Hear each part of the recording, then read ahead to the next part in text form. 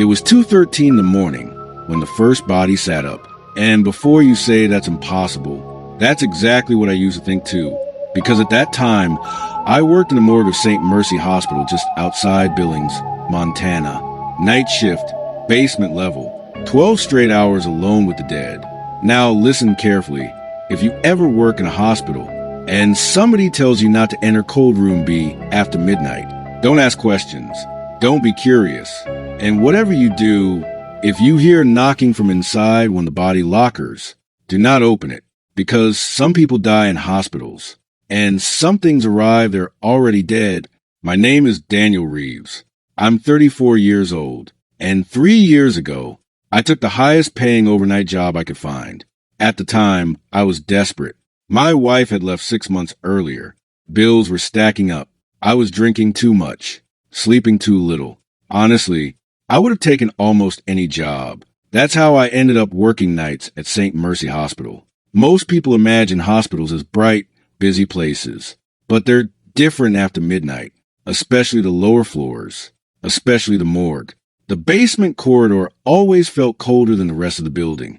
Long white hallways, buzzing fluorescent lights, the smell of bleach mixed with something metallic underneath, and at the very end of the hallway, 2 heavy steel doors. Morgue access, authorized staff only. That place never felt right to me, even during training. The supervisor was an older guy named Walter, quiet, tired-looking, the kind of man who always looked like he hadn't slept properly in years. First day, he walked me through morgue without saying much, just procedures, storage temperatures, paperwork, transport protocols. But right before he left, he stopped near the freezer section. Then he looked directly at me and said, "Whatever happens down here after midnight." He paused. "Ignore it." I laughed a little, thought he was joking. He didn't laugh back. Then he added, "And don't go into cold room B unless a doctor personally tells you to." That part stuck with me, because there were 4 cold rooms total, A, B, C, and D, and for some reason, room B always stayed locked. No labels, no windows, nothing. Just a thick steel door with faded scratches near the handle. I remember asking, "What's in there?" Walter stared at me for a second too long, then quietly said, "People who should have stayed buried." I smiled awkwardly, but again, he wasn't joking. My first few weeks were mostly normal.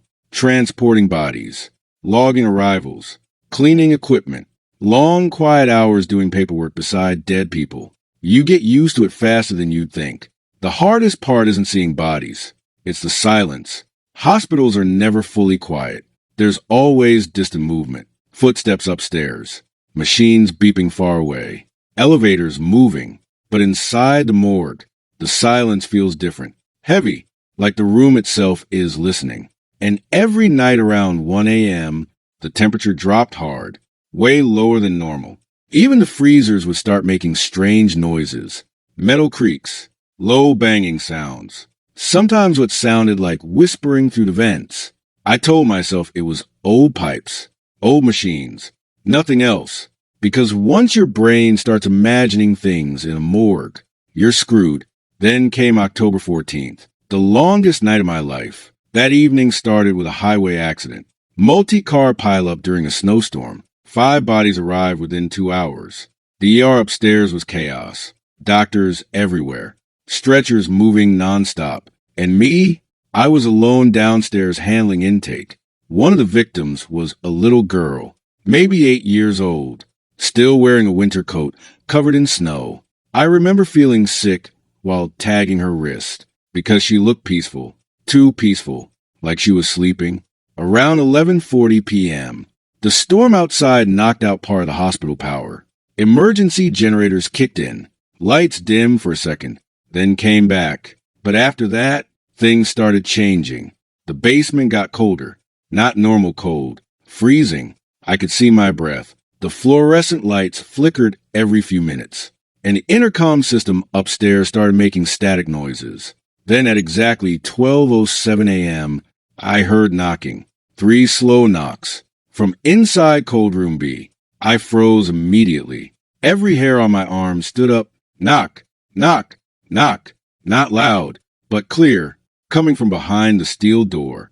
I stared at it for almost 10 seconds, trying to convince myself I imagined it. Then the knocking happened again. Slow, patient, like whoever was inside knew I was listening. My chest tightened. I grabbed the radio immediately. Security! This is Daniel in the basement. Static. No response. Only crackling noise. I tried again. Nothing. That's when the lights flickered harder. The hallway briefly went dark. And during that 1 second of darkness, I swear I heard breathing right beside me. I spun around instantly. Nobody there. But when the lights came back, cold room B was slightly open, maybe 2 inches. I know for a fact it had been shut before. And now, freezing air poured out through the gap, along with a smell I'll never forget. Wet dirt, rot, and something sweet underneath, like flowers left too long at a funeral. My entire body screamed at me to leave. But curiosity is a dangerous thing, especially in hospitals, especially at night. I stepped closer, slowly, heart pounding so hard I could hear it. The door creaked wider by itself. Darkness inside. No lights. Just rows of body lockers disappearing into black shadows. Then I noticed something strange. Locker number 7 was open. Empty tray pulled halfway out, and there were muddy footprints on the floor. Bare human footprints. Leading out of the room. Not into it. Out! I stopped breathing for a second, because I knew something impossible immediately. Bodies don't leave footprints. That should have been the moment I ran upstairs. It should have been, but before I could move, the basement elevator dinged behind me. I turned around fast. The door slowly opened, and a nurse stepped out.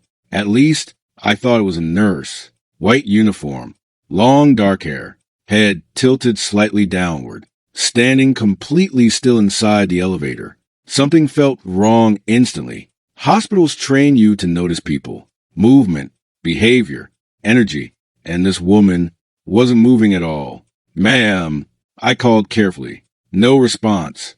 Then the elevator lights flickered. For half a second, I saw her face clearly, and my blood turned to ice, because her eyes were completely black. Not dark, black, like empty holes.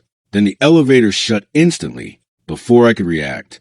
The door slammed closed, and the elevator started going down. There was only one problem with that. The morgue was already the lowest floor in the hospital, and yet the elevator kept descending. The elevator kept going down, lower than the morgue level, lower than the hospital basement. The floor indicator above the door should have stopped at B1. Instead, the numbers disappeared completely. Only darkness remained on the small screen, and somewhere deep below me, I heard metal grinding, like the elevator was descending into something old, something that wasn't part of the hospital. I backed away slowly. Every instinct told me to get upstairs immediately. But then, the radio on my belt crackled to life. Daniel. I froze. It was Walter. Weak voice. Distorted. Don't let them see you. Static swallowed the signal. Then silence. My chest tightened. What the hell is happening? I whispered. And right then, the lights went out completely. Total darkness. The kind of darkness that feels alive. I couldn't even see my own hands. Then came the sound. Bare footsteps. Slowly walking through the hallway. Wet footsteps. Smack, smack, smack.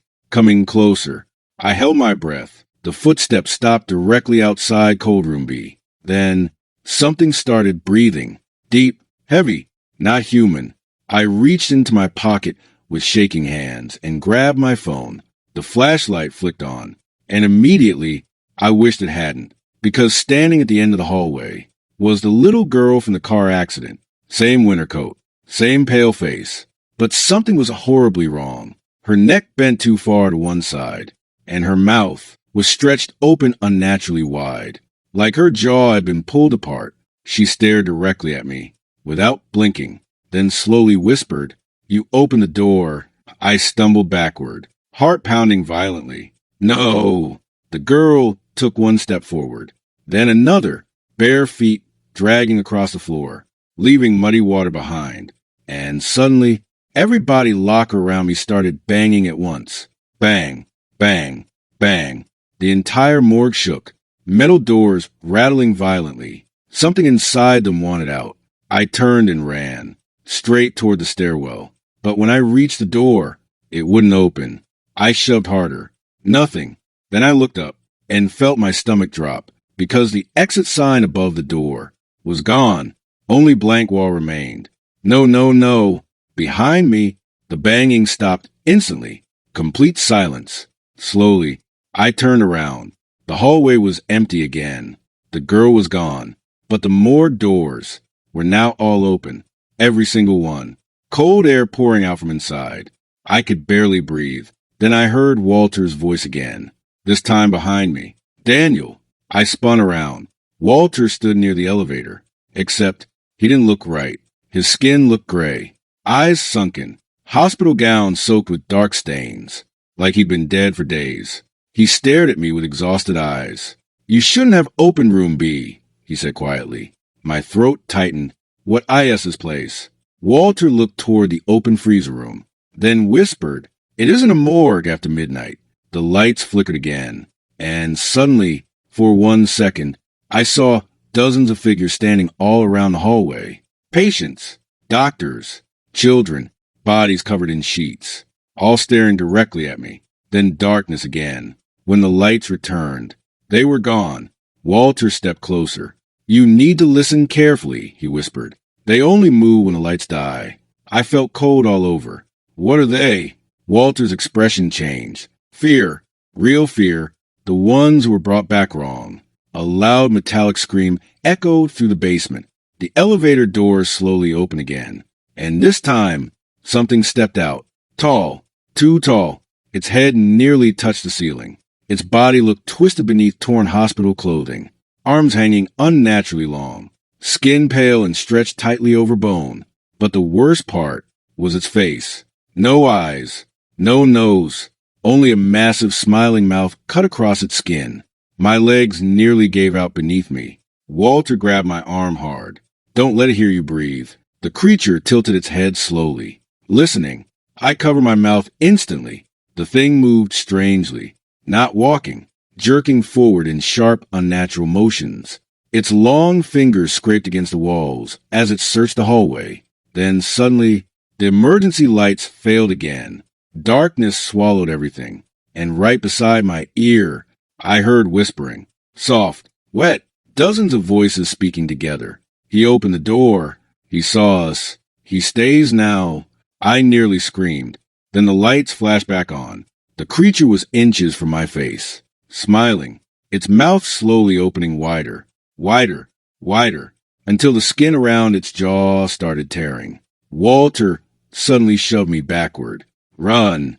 I sprinted, faster than I ever had in my life. The hallway behind me exploded with screaming, not human screaming, something worse. I reached the records office and slammed the door shut, tables pushed against it, my whole body shaking violently. Then I noticed something sitting on the desk. A patient file. Old. Yellowed. Marked with a red symbol. Cold Room B. Hands trembling, I opened it. Inside were reports from decades ago. Experimental resuscitation trials. Patients declared dead, then brought back temporarily. But after revival, they changed. Violent behavior. Missing organs. Speaking unknown languages. Attacking hospital staff. One report ended with a handwritten sentence. Subject appear empty at first, until something else enters. My stomach turned. Then I saw the final page. A photograph, taken in this exact morgue sometime in the 1980s. Several doctors standing together. And in the background, behind them, was Walter, looking exactly the same age. My blood went ice cold. That's impossible. The office door suddenly shook violently. Bang, bang, bang. Something huge slammed against it from outside, with cracking. Then came Walter's voice through the door. Daniel, soft, wrong somehow. Open the door. I backed away immediately, because Walter was standing beside me, still inside the room, smiling nervously. That's not me, he whispered. The banging became violent, splinters flying from the doorframe. Then the lights dimmed again. Walter looked terrified now. If the lights go completely out, he swallowed hard. Don't look at them. The bulbs overhead started flickering faster. Outside, dozens of voices whispered together. The temperature dropped instantly. And then, The power died. Total darkness. At first, silence. Then breathing. Everywhere. All around me.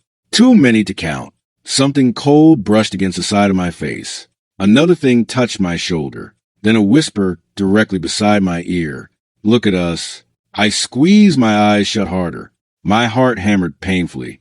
The whispers became louder, closer, angrier. Look at US. Then suddenly, the backup generator kicked back on. The lights exploded to life, and I finally saw them. Hundreds of people standing inside the records room, pressed against every wall. Every single one staring at me. Dead hospital patients. Eyes black, mouths hanging open, smiling unnaturally wide. Walter grabbed my arm hard.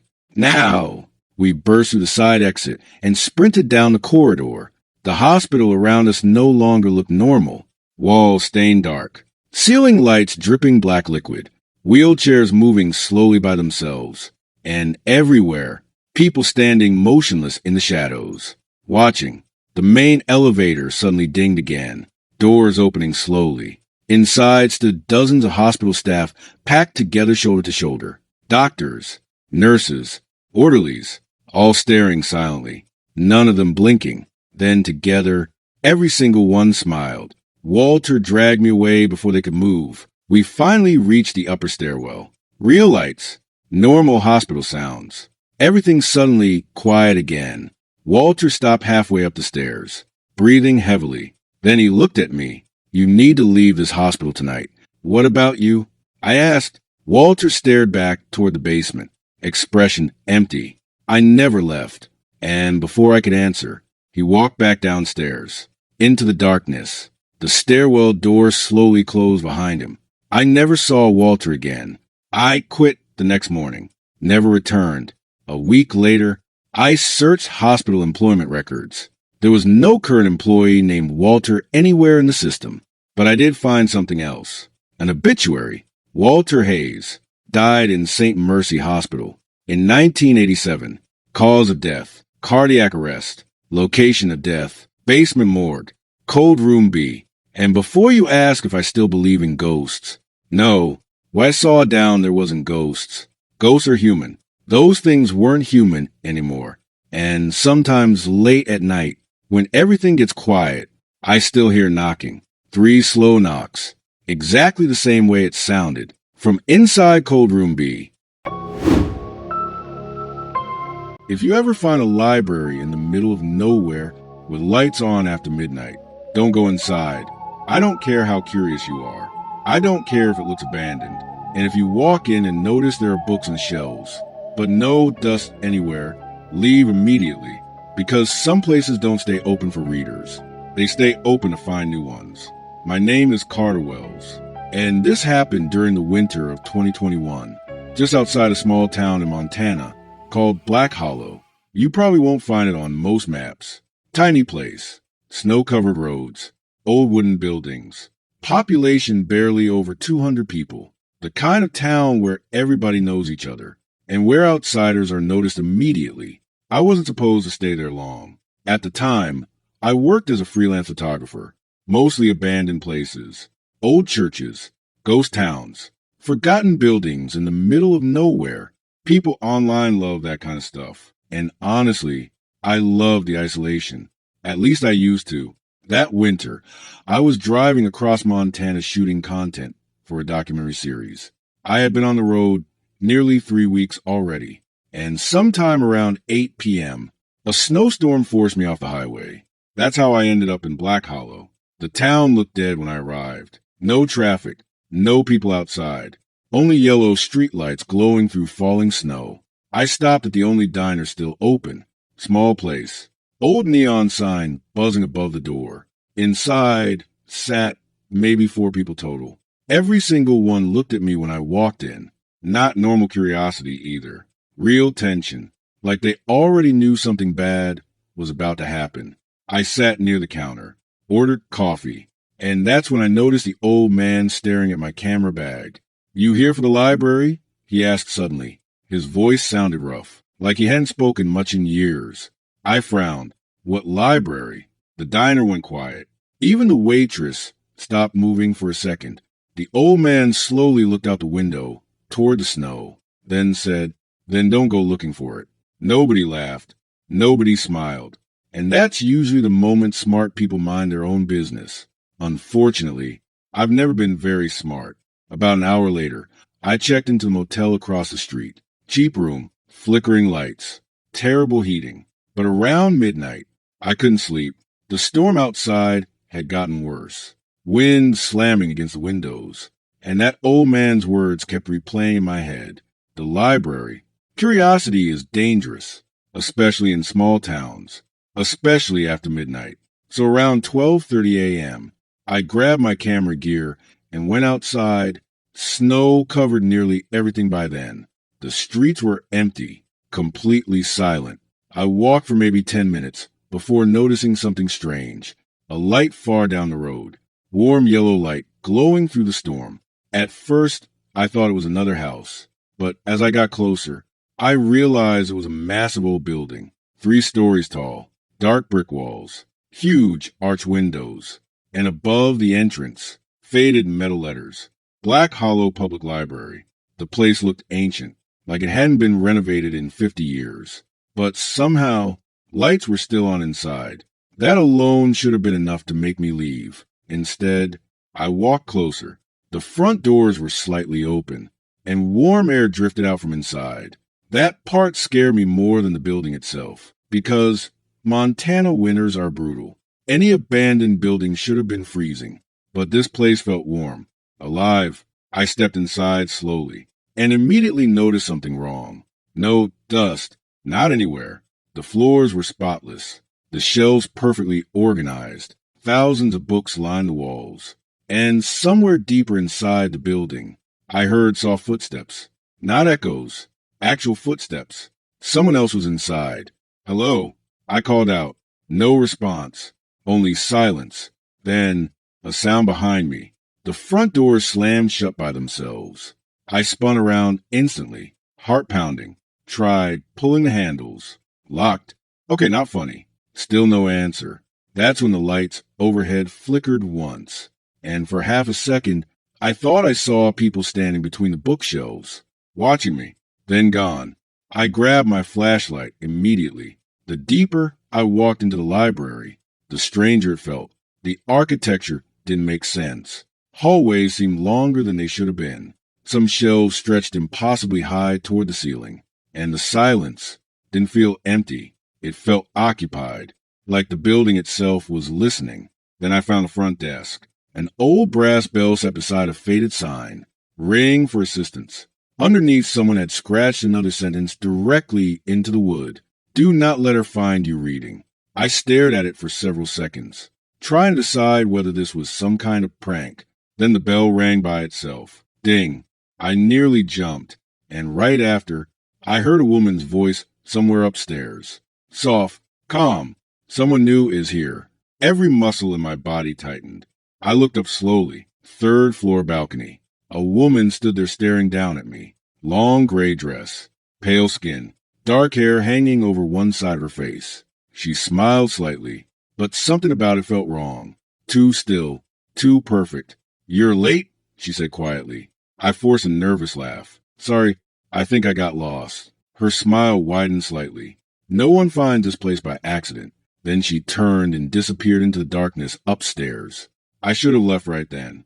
I know that now, but fear does strange things. Sometimes it makes you run. Other times, it makes you curious. And I wanted answers, so I followed her upstairs. The 2nd floor was worse, way worse. Most of the lights didn't work. Rows and rows of endless bookshelves disappeared into darkness. Some books looked ancient, leather covers, no titles, no author names. And every few minutes, I heard whispering, quiet voices coming from somewhere deep between the shelves.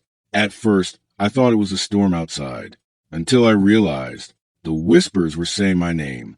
Carter, soft, close. Then from another aisle, Carter. I turned quickly. Nobody there, but I started noticing movement now. Shapes passing behind shelves.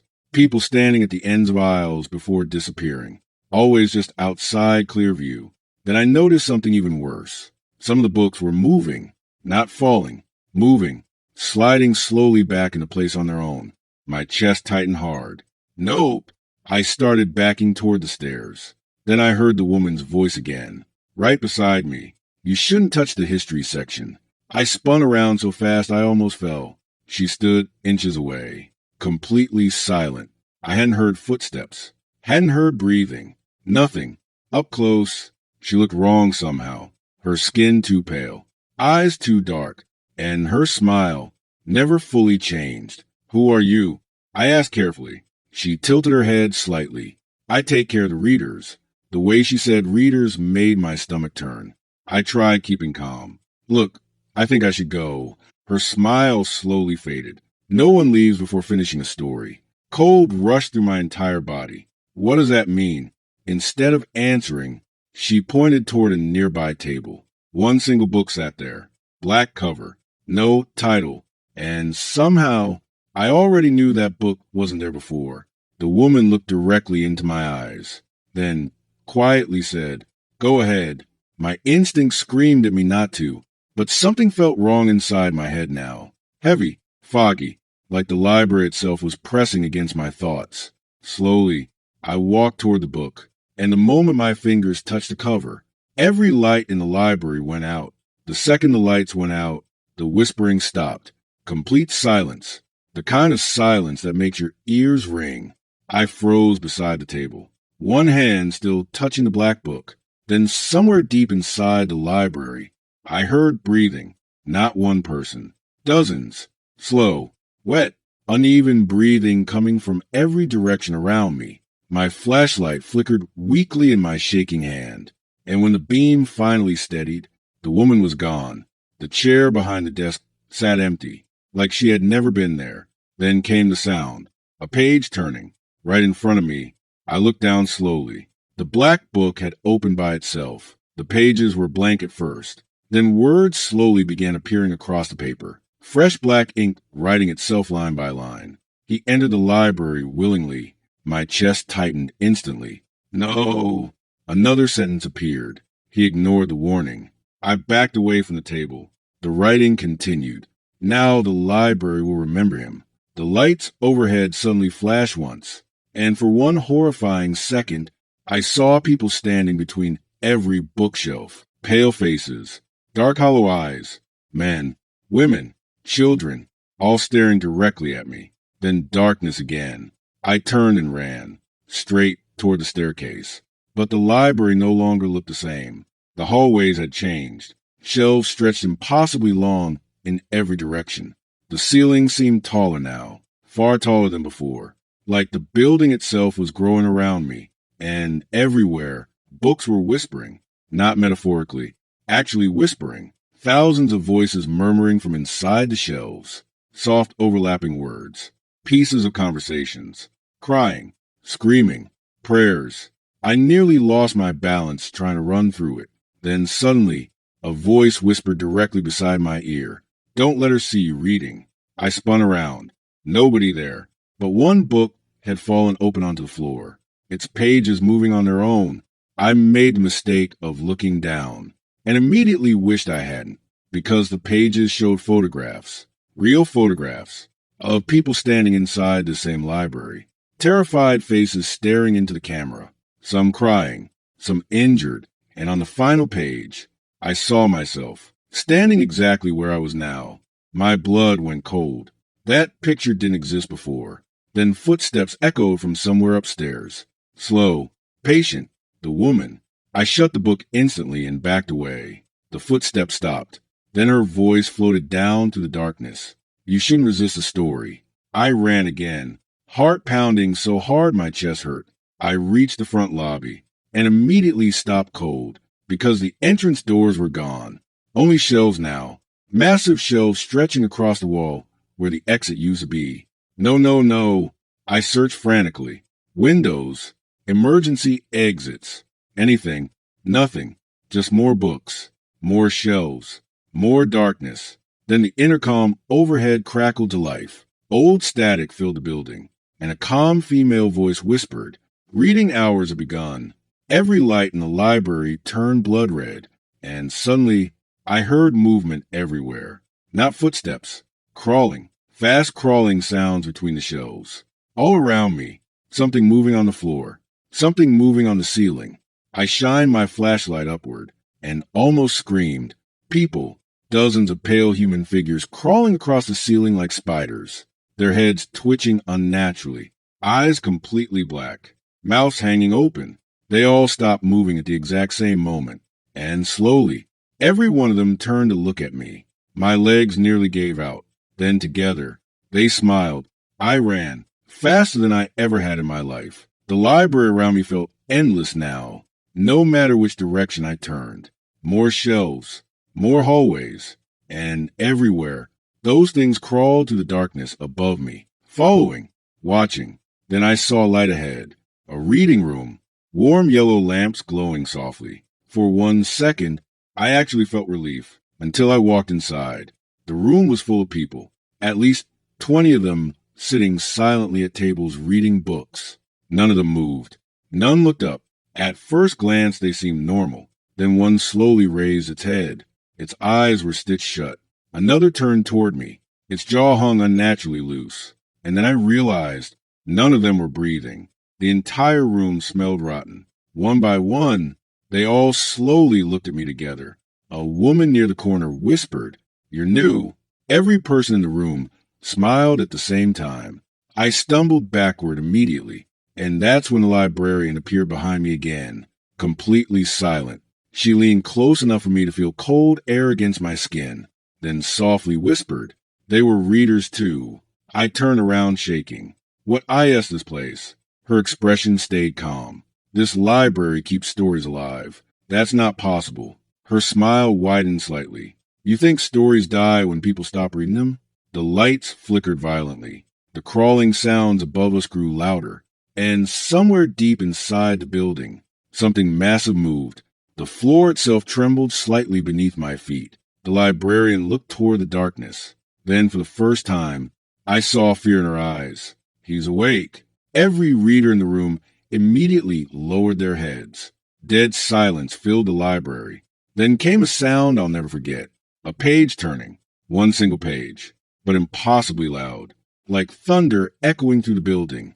The shelves around us began shaking violently. Books falling everywhere. And from the darkness beyond the reading room, something enormous started moving toward us. I couldn't fully see it. Only pieces.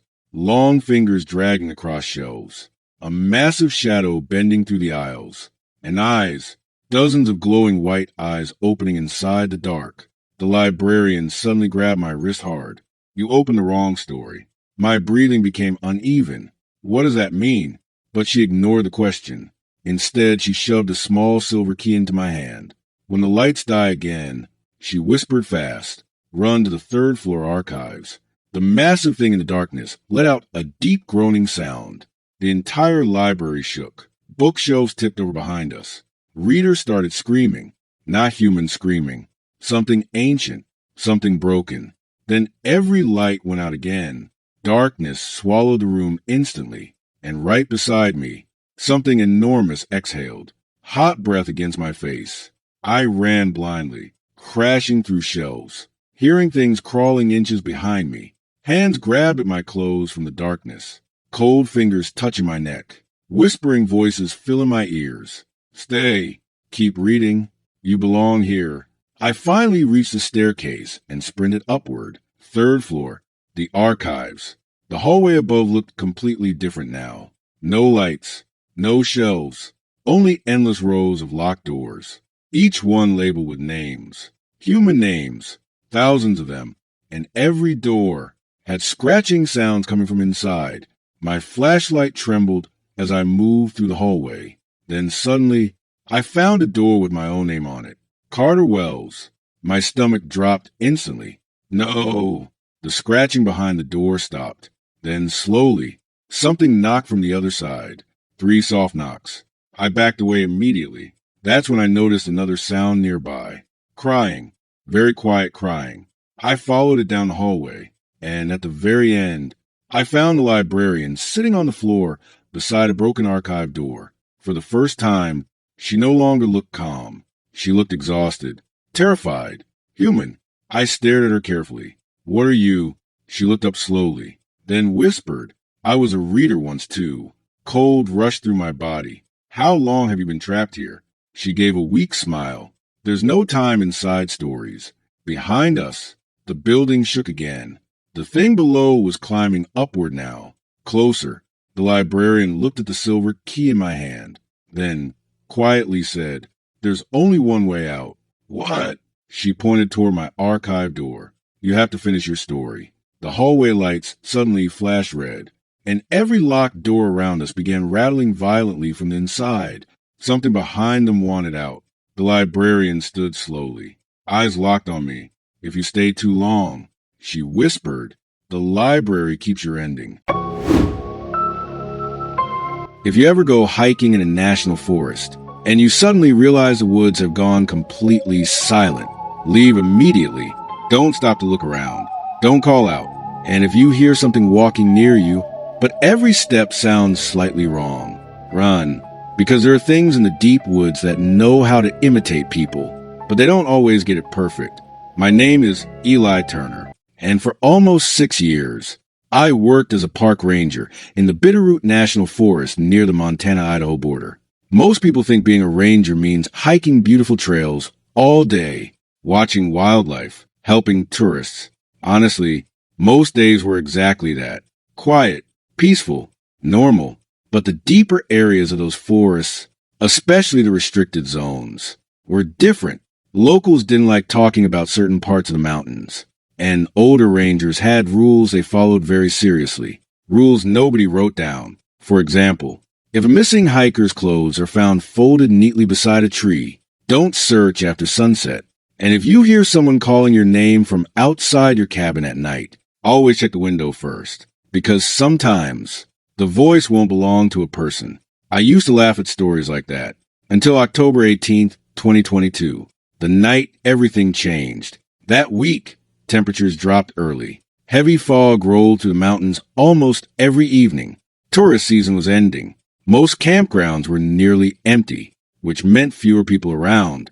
And in forests, less people usually means more strange activity. Missing hikers, unexplained animal attacks, emergency calls that lead nowhere. You'd be surprised how many weird things happen in national parks that never make the news, especially in restricted areas. That night started with a radio call around 7:40 p.m. Dispatch reported an emergency beacon activation near Black Pine Ridge, remote area, no nearby campsites, no registered hikers, just miles of forest and steep mountain terrain. I remember immediately feeling uneasy, because Black Pine Ridge already had a reputation among rangers. People disappeared there. Not often, but enough. The older staff avoided solo patrols in that area whenever possible. My supervisor, Grant, looked genuinely nervous when the call came in. You sure you want to take this one alone? He asked. I shrugged. We probably got another lost hunter. Grant didn't answer right away. Then he quietly said, If you hear whistling out there, he paused. Don't follow it. I laughed a little, thought he was joking. He wasn't.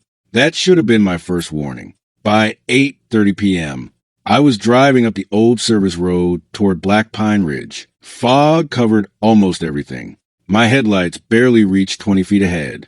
The forest looked wrong already. Too dark, even for nighttime. Tall pine trees blocked out almost all moonlight, and the silence felt heavy. No insects. No birds, nothing, just the sound of my truck tires crunching gravel. I finally reached the trailhead around 9 p.m. The emergency beacon signal still showed active somewhere deeper in the woods. I grabbed my flashlight, radio, and sidearm, standard procedure. Then I started hiking. The deeper I walked, the colder it got.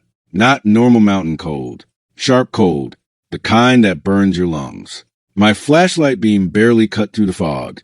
Trees stretched endlessly around me, and every few minutes, I got the strange feeling something was moving nearby. Not visible, just outside the light. At first, I blamed paranoia. Forests mess with your head at night, especially alone. Then I found the backpack, sitting in the middle of the trail, clean, undamaged, like someone had placed it there carefully. I crouched beside it slowly. Inside were normal hiking supplies, water bottle, snacks, flashlight, phone, still fully charged. But the second I touched the phone, the emergency beacon signal stopped. Dead silence filled the woods. And then I heard whistling, soft, distant, somewhere deeper between the trees. 3 slow notes, almost melodic. My entire body went cold. Grant's warning replayed instantly in my head. If you hear whistling out there, don't follow it. The sound came again, closer this time. I stood completely still, listening. Then something worse happened. The whistle changed into a human voice. Help! Weak, barely audible. A woman's voice. Somewhere in the fog ahead. Please. Every ranger instinct in my body kicked, and immediately, someone could have been injured, lost, freezing. I raised my flashlight toward the trees. Park ranger. I shouted. No response. Then the voice whispered again. Eli. I froze instantly, because I never said my name. The fog around me suddenly felt much thicker. My grip tightened around the flashlight. Who's there? Silence.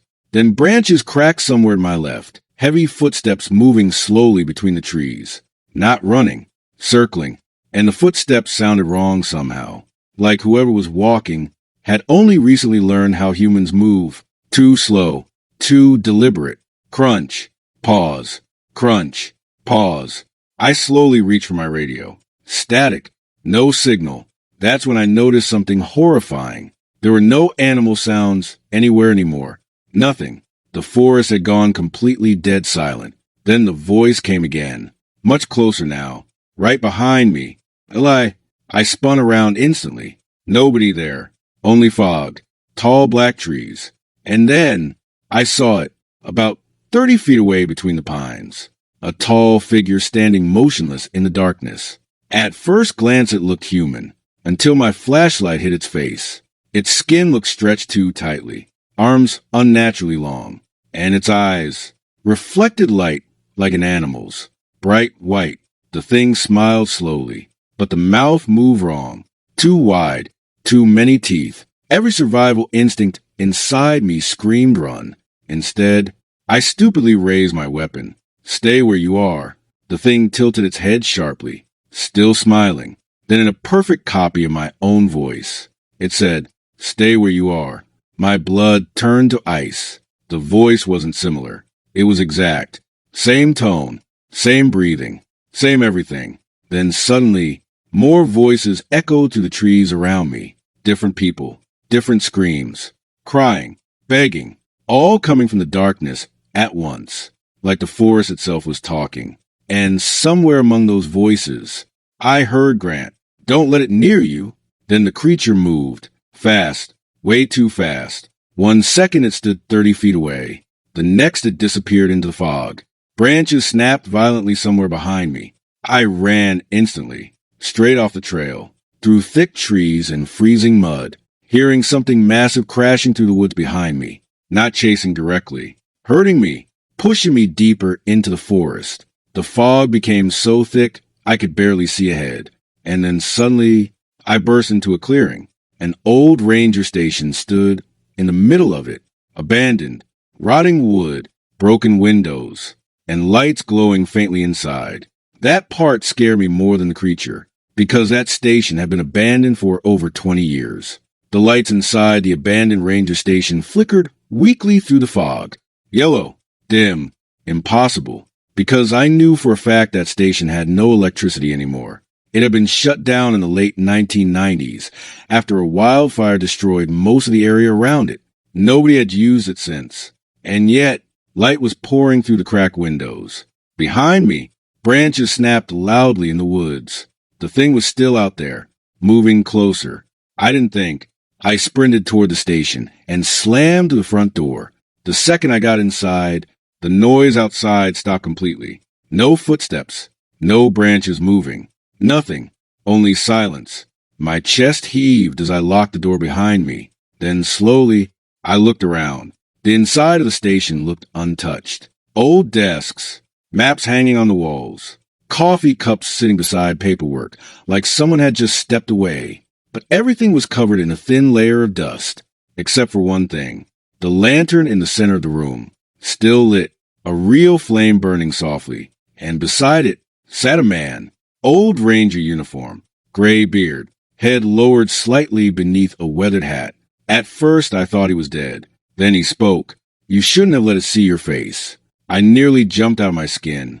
The old man slowly looked up at me. His eyes looked exhausted, terrified, like someone who hadn't slept properly in years.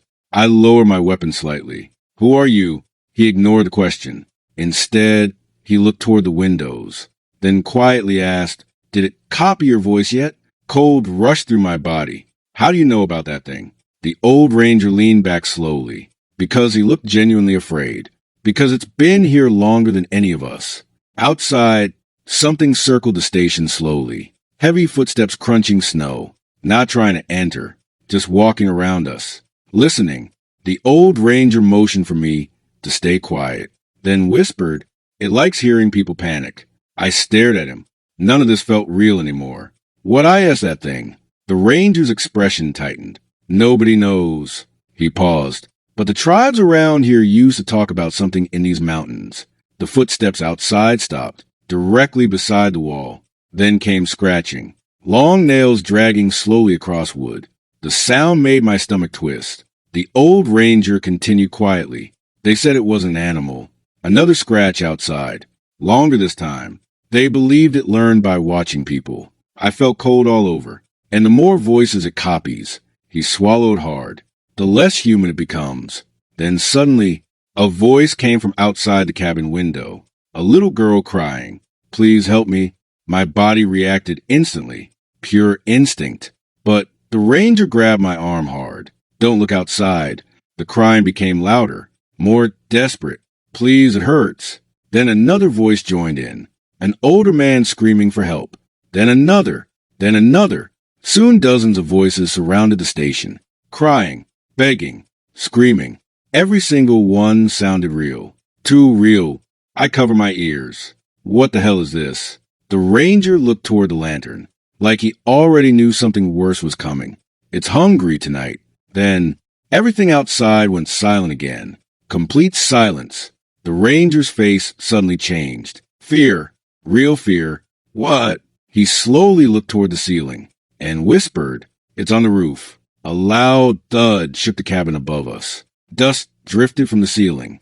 Then came slow movement overhead. Heavy crawling sounds, like something massive dragging itself across the roof, back and forth, listening. Then suddenly, my own voice came from directly above us. "Help me?" Perfectly copied. Exactly my voice. Every detail identical. "Please, open the door." The ranger closed his eyes. "That means it's close." The lantern flickered violently, and for 1 second, I saw movement outside the windows. Tall shapes standing in the fog around the station. Multiple shapes. My chest tightened hard. "There's more than one?" The old ranger slowly shook his head. "No." Then quietly added, "It never comes alone." That sentence made no sense at the time. Later, it became the part one feared most. The roof creaked loudly above us. Then, silence again. The ranger slowly reached beneath the desk and pulled out an old shotgun. Rusty, worn, but loaded. "You need to listen carefully now," he said. "If the lights go out." He stared directly into my eyes. "Don't listen to the voices." The lantern dimmed slightly. Outside, something huge moved through the fog. I could hear trees cracking in the distance, like enormous weight shifting between them. Then suddenly, 3 knocks at the front door. Slow, heavy, thud, thud, thud. My heartbeat nearly stopped. And then, Grant's voice came from outside. "Eli, open up." I stepped toward the door instantly. The ranger grabbed me hard enough to hurt. "No, that's Grant." "No, it isn't." Then the voice outside changed. Now it sounded injured. "Weak. Please, it got me." My chest tightened painfully, because it sounded exactly like him. Then came coughing. Wet coughing. "Eli." The ranger's grip tightened harder. "Do not answer it." The thing outside slowly started laughing, but the laugh sounded broken, like several voices overlapping incorrectly. Then the knocking stopped. and something began scratching symbols into the door from outside. Long, deep claw marks carving through wood. I aimed my flashlight toward it and froze because the scratches weren't random. They were words. "Let me in." The lantern suddenly went out. Darkness swallowed the station instantly, and all around us, the voices started whispering again. Not outside anymore. Inside the cabin, right beside us. Dozens of overlapping voices filling the dark. "Eli, turn around. We found you." Something cold brushed against the back of my neck. I nearly panicked. Then the ranger whispered, "Don't move." The whispers became louder, closer, and somewhere in the darkness, I heard breathing that definitely wasn't human. Wet, deep, too close. Then suddenly, the lantern burst back to life, and I saw it, standing in the corner of the room, tall enough to nearly touch the ceiling. Its limbs bent wrong, skin pale gray and stretched tightly over its body. Its face kept changing every few seconds. Different mouths, different eyes, different people, like it couldn't hold one shape properly. And every face it copied looked terrified. The creature smiled slowly at me. Then, using my own voice, it whispered, "You led me here." The ranger fired instantly. The shotgun blast exploded through the cabin. The creature slammed backward into the wall, then unfolded itself unnaturally fast and crawled onto the ceiling. Not climbing, crawling like a spider. The station shook violently. Windows shattered inward, freezing wind pouring inside. And outside the fog, I saw dozens of pale human figures standing silently between the trees, watching us. None of them moved. The ranger reloaded fast, then looked at me. "You need to run now." "What about you?" He gave me a tired smile. "I've been hiding from this thing for 23 years. Cold hit my chest. "What?" But before I could say anything else, the creature dropped from the ceiling directly onto him. Everything happened too fast. Screaming, gunshots, wood splintering apart. I ran, straight through the broken back door, into the woods. The fog swallowed everything immediately. Behind me, the ranger station shook violently. Then came silence. No more screams. Only the sound of something massive moving through the trees again. Following, I kept running downhill for what felt like hours. Branches cutting my face. Mud soaking my boots. And the entire time, I kept hearing voices around me. People begging for help. My own voice calling my name. Grant screaming somewhere behind me. But I never looked back, because deep down, I already knew none of those voices belonged to people anymore. Then finally, around sunrise, I burst onto the main service road. 2 actual ranger trucks were parked nearby. Real emergency lights. Real people. Grant ran toward me immediately. Jesus Christ. "Eli, where the hell were you?" I could barely breathe. "The station." I pointed back toward the mountains. "There's something out there." The other rangers looked at each other nervously. Grant's face turned pale. "What station?" "The old Black Pine station." Silence. Then one older ranger quietly said, "That station burned down in 1998. My stomach dropped instantly. "No." Grant grabbed my shoulders. "Eli," his voice lowered carefully, "there's nothing up there anymore." I searched the mountain ridge behind them. Fog rolled silently through the trees. No station. No lights. Nothing. Only forest. That was 3 years ago. I quit the ranger service 2 months later. Never went back into deep forest again. But sometimes late at night, usually around 2 or 3 a.m., I still hear whistling outside my house. 3 slow notes, almost melodic. And once, just once, I heard my own voice whisper outside my bedroom window, "Eli, let me in. And before you click away tonight, I want you to think about something. What if every story you heard tonight was based on something real? What if somewhere right now, someone is hearing knocking inside a hospital morgue? Someone is standing inside a silent library that shouldn't exist. Or someone deep in the woods just heard their own voice call back to them." So if you made it all the way to the end, comment which story disturbed you the most. And if you want more true nightmare stories like these, make sure to like the video and subscribe, because the next story I upload might sound a little too familiar to you.